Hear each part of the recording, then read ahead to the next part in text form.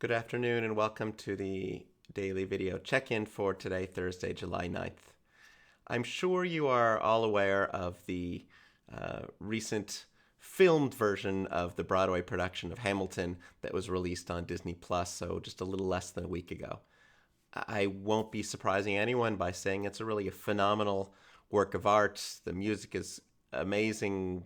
Lin-Manuel Miranda's lyrics are really, I think, of all the wonderful things that he does, of his many, many talents, that's really the most remarkable thing, is the way that he comes up with these beautiful and poignant and interesting lyrics is just incredible. The production is fabulous. The performances are fabulous. It's all good.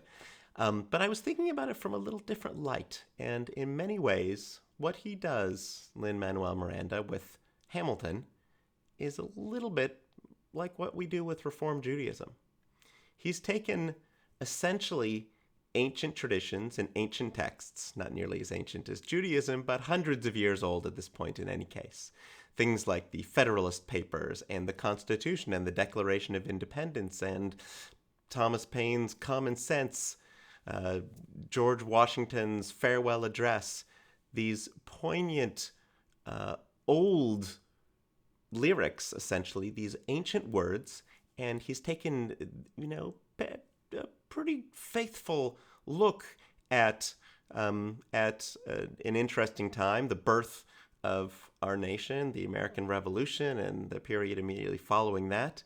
And he's been pretty true to it. It's not entirely historically accurate, but it's definitely true to what was going on, I think, at the time, and to many of the characters.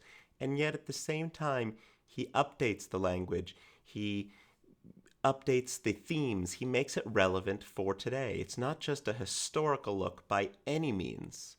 It's certainly poignant and relevant for what is going on in our country right now.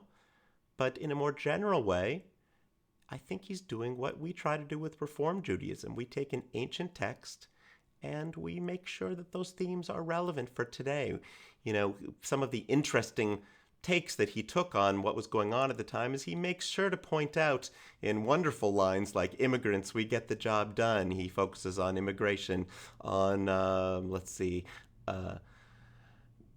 Angelica Schuyler at one point says, "When I see Thomas Jefferson, I'm a compel him to include women in the sequel." He looks at women's rights. He certainly addresses slavery several times throughout the show. He doesn't just assume that a somewhat racist, misogynist, anti-immigrant past is how things ought to be portrayed. He brings it into the modern world and addresses some of those difficult issues and makes it more understandable and fit our more modern sensibilities. And that's exactly what we do with Reform Judaism. There are plenty of elements of our Torah, of our ancient texts, that are problematic. And we don't just ignore them, but we definitely can look at them with a more critical eye and see how we might update them and how we might, face some of those challenges head on and make sure that our version of Judaism reflects not only our tradition, but who we are today.